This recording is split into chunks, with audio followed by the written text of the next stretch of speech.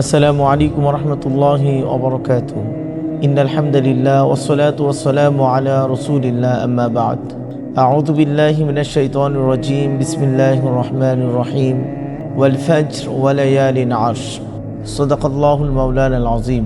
সম্মানিত দর্শক, প্রিয় ভাই বোনেরা, আজ আমরা আলোচনা করব ইসলামের গুরুত্বপূর্ণ মর্যাদাশীল জিলহজ মাসের প্রথম 10 দিন সম্পর্কে, যার মর্যাদা সম্পর্কে আল্লাহ তাআলা নিজেই কুরআনুল কারীমে ইরশাদ করেছেন, ওয়াল ফাজর ওয়া লায়ালিন আশর। আল্লাহ তাআলা ফজরের শপথ করেছেন, সুবহে সাদিকের শপথ করেছেন এবং 10টি রাত্রির শপথ করেছেন। মুফাসসিরিন কেরাম তাফসিরের কিতাবের ভিতরে লিখেছেন, 10 রাত্রির দ্বারা উদ্দেশ্য হচ্ছে জিলহজ মাসের প্রথম 10টি রাত। এই 10টি রাত্রির মর্যাদা, ইবাদতের সম্পর্কে যদি আমরা জানতে চাই, তাহলে আমরা হাদিসে নববী সাল্লাল্লাহু আলাইহি ওয়াসাল্লাম থেকে আমরা জানব। একটি হাদিস যেটি সহিহ বুখারীর 969 নম্বর হাদিস, হযরত ইবনে আব্বাস রাদিয়াল্লাহু তাআলা আনহু থেকে বর্ণিত। রাসূল করিম সাল্লাল্লাহু আলাইহি ওয়াসাল্লাম ইরশাদ করেছেন, আল্লাহ সুবহানাহু ওয়া তাআলার নিকটে জিলহজ মাসের প্রথম যে 10 দিন রয়েছে, এই 10 দিনের ইবাদত আল্লাহর কাছে অত্যন্ত পছন্দনীয় ইবাদত এবং এমন কোনো আমল নেই যেটা তার থেকে উত্তম। উপস্থিত সাহাবায়ে কেরাম রিদওয়ানুল্লাহি আলাইহিম আজমাইন প্রশ্ন করলেন, ইয়া নবী আল্লাহ, তাহলে কি জিহাদের থেকেও বেশি উত্তম? রাসূল করিম সাল্লাল্লাহু আলাইহি ওয়াসাল্লাম বললেন, হ্যাঁ, তবে যে ব্যক্তি আল্লাহর রাস্তায় বের হয়েছে এবং জান মালের সর্বোচ্চ কুরবানি করেছে এবং খালি হাতেই ঘরে ফিরেছে, ওই ব্যক্তির ইবাদত আল্লাহর কাছে উত্তম। তাহলে বোঝা যায় যে জিলহজ মাসের প্রথম 10 দিনের ইবাদত আল্লাহ তাআলার কাছে অত্যন্ত পছন্দনীয়। এই 10 দিনের নফল ইবাদতগুলো আল্লাহ তাআলার কাছে অত্যন্ত পছন্দনীয়। আমরা যদি এই জিলহজ মাসের 10 দিনের করণীয় এবং বর্জনীয় বিষয়গুলো নিয়ে আলোচনা করি, সর্বপ্রথম আমরা জানব যে এই 10 দিনে আমাদের করণীয় কি। এর ভিতরে 1 নম্বরে হচ্ছে তাওবা ইস্তিগফার বেশি করে করা।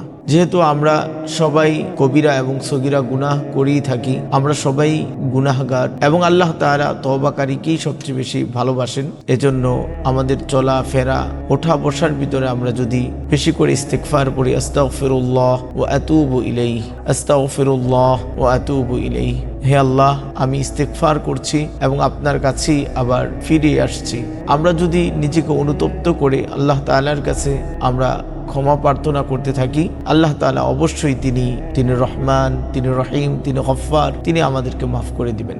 দ্বিতীয় হচ্ছে এই 10 দিনের আরেকটি গুরুত্বপূর্ণ ইবাদত হচ্ছে নামাজের প্রতি যত্নবান হওয়া, সলাতের প্রতি যত্নবান হওয়া। আমরা অনেকেই এই সলাতের প্রতি অত্যন্ত উদাসীন হয়ে যাই। অনেকে কুরবানির পশু ক্রয় করতে গিয়েও আমরা অনেক হেলামি করি এবং নামাজকে কাজা করে ফেলি। আমরা সবসময় খেয়াল রাখতে হবে এই দিনগুলোতে বেশি বেশি নফল নামাজগুলোকে আদায় করতে হবে, ফরজ আদায় করতে হবে, ওয়াজিব নামাজগুলোকে আদায় করতে হবে। আমরা যদি আদায় করতে পারি তাহলে আল্লাহ তাআলার কাছে আমরা নৈকট্য অর্জন করতে পারবো। জিলহজ মাসে বেশি করে রোজা রাখা, এই রোজা মাধ্যমে আমরা আল্লাহ তাআলার নৈকট্য অর্জন করতে পারবো। অতএব কুরবানি করার আগে আমরা বেশি থেকে বেশি রোজার আমল করতে থাকলে আমাদের নফসানিয়াত সেটাও কুরবানি হবে এবং আমাদের নফসের যে গুনাহ এটা দিন দিন কমে আসবে এই রোজা রাখার মাধ্যমে। বিশেষ করে ইয়াউমে আরাফার দিনের রোজা, এটা অত্যন্ত গুরুত্বপূর্ণ একটি রোজা। এই ব্যাপারে রাসূল করিম সাল্লাল্লাহু আলাইহি ওয়াসাল্লামকে জিজ্ঞাসা করা হয়েছে। রাসূল করিম সাল্লাল্লাহু আলাইহি ওয়াসাল্লাম উত্তর দিলেন, ইয়াউমে আরাফার দিনের রোজা এই উম্মতের জন্য তার পূর্ববর্তী এবং পরবর্তী 1 বৎসরের গুনাহের কাফফারা স্বরূপ। তাই আসুন আমরা ইয়াউমে আরাফার দিনে আমরা অবশ্যই রোজা রাখার চেষ্টা করব। বিশেষ করে যারা আরাফার ময়দানে সেদিন অবস্থান করবেন তারা রোজা না রাখাটাই এটা সুন্নাহ। 4 নম্বরে জিলহজ মাসের 10 দিনের ভিতরে আরেকটি করণীয় বিষয় হচ্ছে তাকবীর, তাহলিল এবং তাহমিদ বেশি করে পড়া। তাকবীর হচ্ছে আল্লাহু আকবার, আল্লাহু আকবার, লা ইলাহা ইল্লাল্লাহু, আল্লাহু আকবার, আল্লাহু আকবার, ওয়ালিল্লাহিল হামদ। আমি তাকবীরটা আবারও পড়ছি, আল্লাহু আকবার, আল্লাহু আকবার, লা ইলাহা ইল্লাল্লাহু, আল্লাহু আকবার, আল্লাহু আকবার, ওয়ালিল্লাহিল হামদ। এই তাকবীর আমরা বেশি থেকে বেশি পড়তে থাকবো। হযরত ইবনে ওমর রাদিয়াল্লাহু আন এবং আবু হুরায়রা রাদিয়াল্লাহু আন হাদিসে বর্ণিত আছে, তারা বাজারে গিয়ে এরকম জোরে মধ্যম আওয়াজে তারা তাকবীর জোরে জোরে পড়তেন এবং বাজারে যেই সমস্ত দিনদার যারা ছিলেন এবং যারাই সেখানে সাহাবায়ে কেরাম উপস্থিত ছিলেন তারাও তাদের সাথে তাকবীর পড়তো। তাহলে আমরা এই ইবাদতটা করতে পারি, এটাও একটি হারিয়ে যাওয়া সুন্নত। আমরা আমাদের বাজারে, বিশেষ করে যারা গরুর বেচা কেনা করে, গরুর হাট বাজারগুলোতে আমরা দেখি অনেকেই মাইকের মাধ্যমে, সাউন্ড বক্সের মাধ্যমে গান বাদ্য বাজাতে থাকেন। আসলে এটা তো ধর্মীয় একটি ইবাদত, সেই ইবাদতের ভিতরে গান বাদ্য যদি আপনি বাজান, যারা আপনার থেকে পশু ক্রয় করার জন্য যাবে আপনি তাদেরকে গান শোনার জন্য বাধ্য করছেন, যেটা আসলে একটি অনধিকার চর্চা, যেটা কখনোই ইসলাম সাপোর্ট করে না। এটাও হতে পারে যে আপনারা হাসির জন্য মানুষের সাথে কথা বলবেন, ডাকবেন, সাথে সাথে মাঝে মাঝে তাকবীর যদি বলা যায়, আল্লাহু আকবার, আল্লাহু আকবার, লা ইলাহা ইল্লাল্লাহ, আল্লাহু আকবার, আল্লাহু আকবার, ওয়ালিল্লাহিল হামদ। হাটের ক্রেতা বিক্রেতা উভয়ই তাকবীর পড়তে থাকবে এবং এই সুন্নাহ জীবিত হবে এবং সবাই আমরা সওয়াবের অধিকারী হব। এজন্য বলেছি যে তাকবীর বেশি করে পড়া, তাহলিল বেশি করে পড়া। তাহলিল হচ্ছে লা ইলাহা ইল্লাল্লাহ, লা ইলাহা ইল্লাল্লাহ আমরা জিকির করব, এবং তাহমিদ পড়া সুবহানাল্লাহ আলহামদুলিল্লাহ ওয়ালা ইলাহা ইল্লাল্লাহ আল্লাহু আকবার। এজন্য আমরা যদি এই দিনগুলোতে তাকবীর, তাহলিল এবং তাহমিদ বেশি করে পড়ি তো আল্লাহ তাআলার অনেক বেশি নৈকট্য আমরা লাভ করতে পারবো। 5 নম্বরে হচ্ছে দান এবং সদকা বেশি করে করা। গরিব, এতিম, অনাথ তাদেরকে দান সদকা করা। যদি কোনো মিসকিন আপনার দোকানে বা আপনার বাসায় দান পাওয়ার জন্য আসেন, যদি আপনি দান নাও করতে পারেন, তাকে একটি মিষ্টি কথা সুন্দরভাবে উপস্থাপনার মাধ্যমে আপনি তাকে যদি বিদায় দেন, আল্লাহ তাআলা তারও প্রতিদান আপনাকে দান করবেন। এজন্য আমরা দান সদকা বেশি করে করব। 6 নম্বরে হচ্ছে আমাদের কুরবানির প্রস্তুতি গ্রহণ করা। কুরবানির প্রস্তুতি গ্রহণ করা এটা আমাদের জন্য জরুরি। বিশেষ করে আমরা যারাই কোরবানি করব, কতজন, আমি কি আমার একক পক্ষ থেকে করব বা আমি যাদের সাথে শরীক হব তাদেরকেও আমার নির্ধারণ করা। যাদেরকে আমি নির্ধারণ করব তারাও যাতে করে তাকওয়াবান, নামাজি, দিনদার, মুত্তাকি হয় এবং তাদের উদ্দেশ্য যাতে করে আল্লাহর জন্যই কুরবানি হয় এমন উদ্দেশ্য হতে হবে। জিলহজ মাসে আমরা বর্জনীয় বিষয়গুলো নিয়ে আলোচনা করব।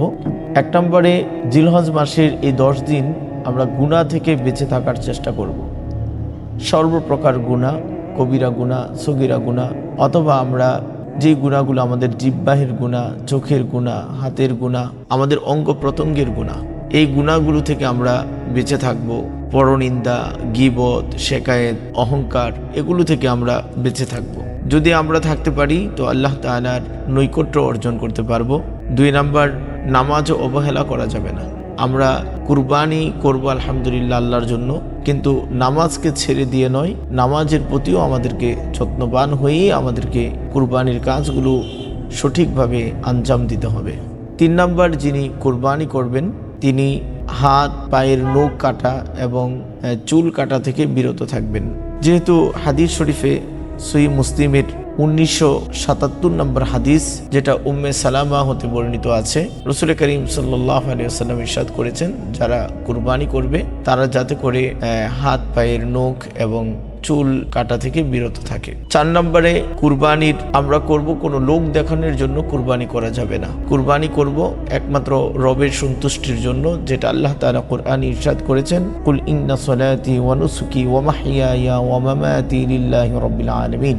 আমার নামাজ, আমার কুরবানি, আমার হায়াত, আমার মৌত যা আছে এগুলো আল্লাহ তাআলার জন্য। এজন্য আমরা অন্য কাউকে প্রভাবিত করার জন্য বা আমি এই করেছি সেই করেছি এগুলোর দেখানোর জন্য কুরবানি করা নয়, বরঞ্চ এক আল্লাহ তাআলার সন্তুষ্টির জন্যই আপনাকে আমাকে কুরবানি করতে হবে। কুরবানির পশুর আরেকটি বিষয় হচ্ছে বর্জনীয় বিষয়ের ভিতরে, আমরা কুরবানির পশুর অনেকেই ছবি তুলি, আপডেট দিই এবং কারটা কার থেকে বড় এই নিয়ে আমরা অনেকেই তর্কে জড়িয়ে পড়ি। এগুলো কখনোই করা যাবে না, কারণ আল্লাহ তাআলা কুরআনুল কারীমে ইরশাদ করেছেন, লা ইয়ানালাল্লাহু লুহুমুহা ওয়ালা দিমাউহা ওয়ালাকিন ইয়ানালুহুত তাকওয়া মিনকুম। রব্বে কারীম বলেছেন যে তোমাদের কুরবানির পশুর রক্ত, গোশত এগুলো আমি আল্লাহ তাআলার কাছে কিছুই পৌঁছে না, একমাত্র বান্দার পরহেজগারি, তাকওয়া, অন্তরের ভয়, এটাই আল্লাহ তাআলা দেখবেন। এজন্য অনেকে আছে আমরা গরু কুরবানির পশু কিনেও ঢোল তবলা পিছন থেকে এরকম আওয়াজ দিয়ে আমরা এক জায়গা থেকে আরেক জায়গায় নেওয়ার চেষ্টা করি, মানুষকে বোঝানোর চেষ্টা করি যে অনেক বড় কিছু আমি করছি। না, আমি মানুষকে দেখানোর জন্য নয়, আমাদের কুরবানি করতে হবে একমাত্র রবের সন্তুষ্টির জন্য। 5 নম্বরে আমাদের অপচয় এবং অন্যের হক যাতে করে নষ্ট না হয়, সেটা হচ্ছে আমরা অনেকেই কুরবানি করি, আলহামদুলিল্লাহ আমাদের ফ্রিজ ভর্তি করে গোশত রেখে দিই। অনেকে আছে যে অনেক দিন পর্যন্ত রাখার কারণে অনেকের গোশত নষ্টও হয়ে যায়। তো আমরা অপচয় না করে আমাদের এখান থেকে গরিব দুঃখী অনাথ তাদেরকেও যদি আল্লাহ তাআলার, যেহেতু এটা রবের পক্ষ থেকে জিয়াফাতুল্লাহ, আল্লাহর পক্ষ থেকে মেহমানদারি, আল্লাহ তাআলা আমাদেরকে দিয়েছেন, মেহমানদারি করাচ্ছেন, তো আল্লাহ তাআলার মেহমানদারিতে যাতে করে গরিব দুঃখী অনাথ আমার আত্মীয় স্বজন তারাও যাতে করে শরীক হতে পারে, আমরা তাদেরকেও গোশত বন্টন করব। সাথে সাথে অন্যের হক যাতে করে নষ্ট না হয়। যারা আমার সাথে শরীক থাকবেন কুরবানি, সেই কুরবানির গোশত মাপার ক্ষেত্রে কখনোই কমতি করা যাবে না, কাউকে ঠকানো যাবে না এবং কাউকে পাল্লার ভিতরে ওজনে কম দেওয়া যাবে না। আমরা পরিপূর্ণভাবে সবার হক সমানভাবে আদায় করতে হবে। যেই কথাগুলো আলোচনা করলাম, আল্লাহ তাআলা আমাদের সবাইকে আমল করার তৌফিক দান করুক। আল্লাহ তাআলা আমাদের অন্তরে কলবে তাকওয়া পরহেজগারি দান করেন এবং এক আল্লাহ তাআলার জন্যই আমাদের কুরবানি করার তৌফিক দান করেন। আমিন। ওয়া আখির দাওয়ানা আনিল হামদুলিল্লাহি রাব্বিল আলামিন। আসসালামু আলাইকুম ওয়া রাহমাতুল্লাহি ওয়া বারাকাতুহু।